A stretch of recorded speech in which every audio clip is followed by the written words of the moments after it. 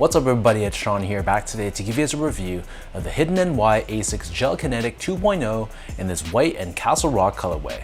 Hidden NY is the mood board turned global brand, and they've had a deep history with Asics, collaborating together in the past, but this marks their newest collaboration on the all-new silhouette, the Gel-Kinetic 2.0.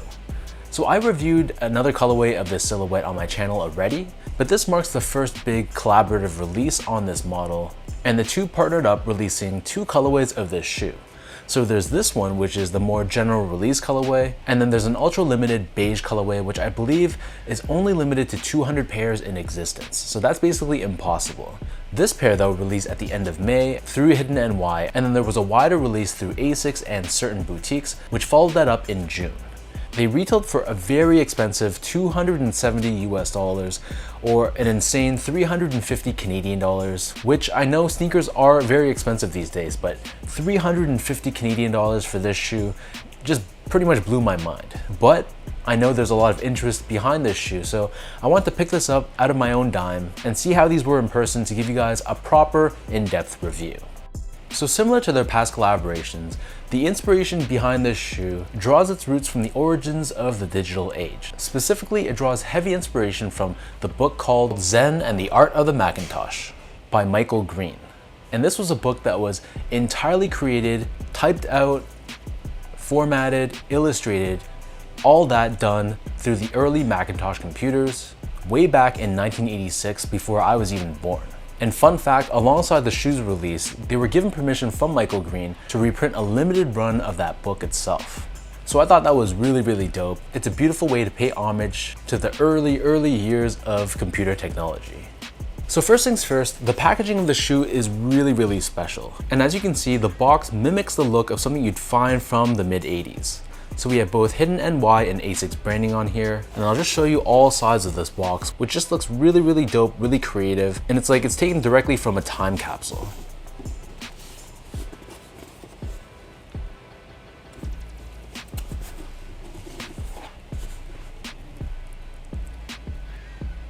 And even the inside lid here too.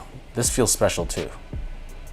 So taking a look at the details of the shoe itself, as we start things off with the toe box, you'll see how the base layer here is covered in this white colored mesh. Surrounding the front toe cap, we have a synthetic silver overlay, and we have the small Hidden NY H logo right in the middle. Overlaid on the sides of the toe box, we have these TPU overlays in white.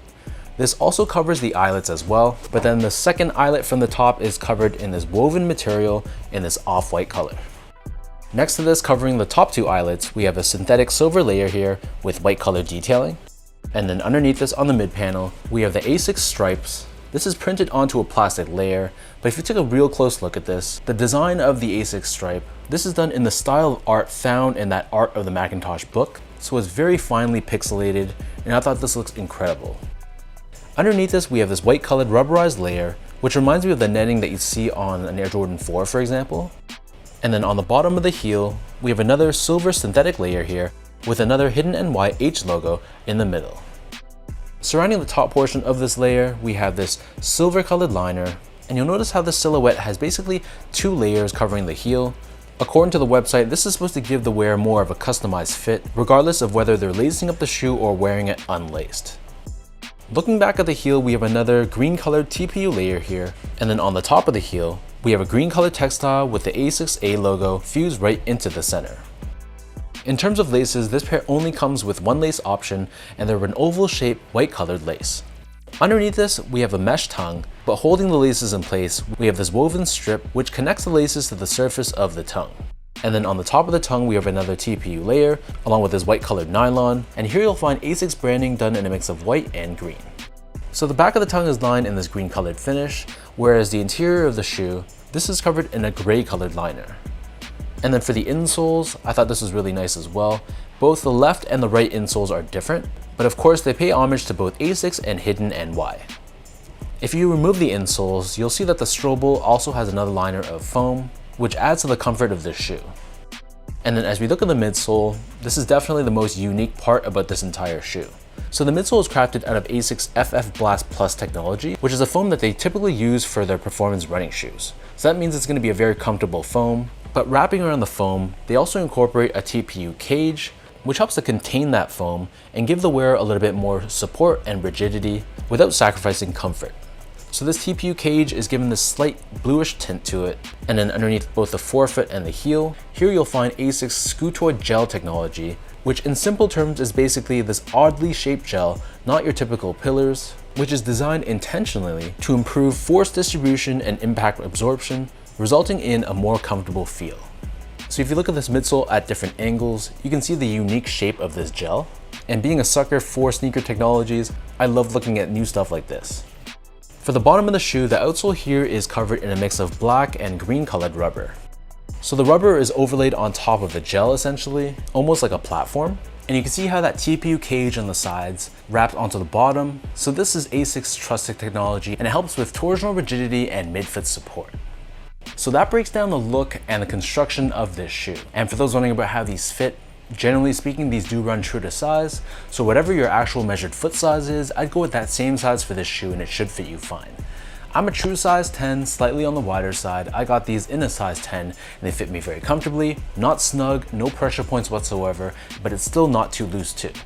So I wear a size 10 in other Asics models like the GT2160, the Gel-1130, the Gel-Kinetic 2.0. I'd wear the same size for this shoe and it should fit you okay. Moving on to the comfort, so this is a comfortable model and it definitely gives you a lot of cushioning underfoot.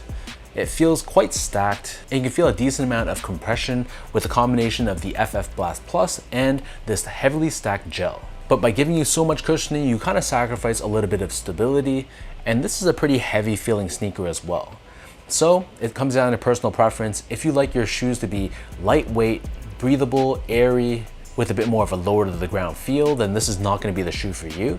But if you're looking for a very well cushioned, comfortable and pillowy sneaker, and you don't mind a shoe that's going to be a little bit heavier, then I think you'll really enjoy the comfort of these. Again, comes down to personal preference, how you define comfort to be. That will dictate whether you find this shoe to be comfortable for you. Finally, in terms of the overall quality and craftsmanship, so first off, the material quality on the shoe was nothing special. It's your typical Asics model, so it's gonna be a bunch of meshes, textiles, TPU layers, and synthetic overlays. Nothing on here that's really premium, but that wasn't a surprise. When I went into this, I knew pretty much what I was gonna be getting. The build quality I thought was good though. The panels were symmetrical, no visible glue stains, the stitch job was solid as well. So even though we don't get like top-notch suedes or leathers, which is not what the shoe is supposed to be about, I thought the overall build and the end product felt like it was pretty well done.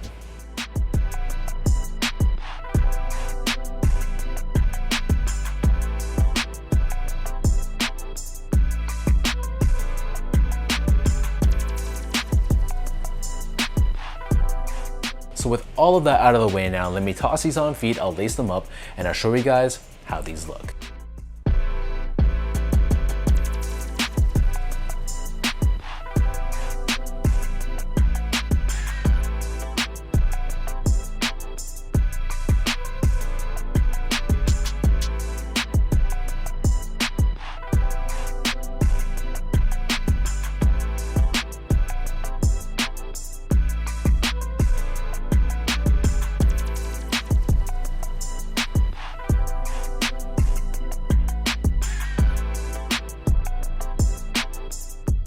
All in all, I think the reception behind the shoe is kind of split, which I can see why. This silhouette in general is a bit more of an acquired taste. It is a little bit weird looking, but I love how they're embracing that 2000s Y2K aesthetic while giving us modern day technologies, which makes this shoe comfortable. But the biggest thing about this shoe that is turning people off is of course the price. $270 US or 350 Canadian dollars for a shoe that's built out of just meshes and synthetic materials does feel like it's way too high. I think if it was maybe 200 USD or even 220 at most, that would make it a little bit easier to stomach. So I don't fault anyone for passing on these because of the high price point. But I think if you look past the price point, this shoe is solid. It's comfortable. I like the colors of the shoe. I just think the design of the silhouette in general, not just this colorway specifically, but generally speaking, the Gel-Kinetic 2.0 isn't gonna be a sneaker that everyone is gonna love, and that's totally fine. So leave your thoughts down below. Let me know, what do you guys think about this Hidden NY collaboration on the Gel-Kinetic 2.0? What are your overall thoughts on this collaboration? Did you pick up a pair for yourself? Are you maybe waiting for these to go on sale down the road? Who knows?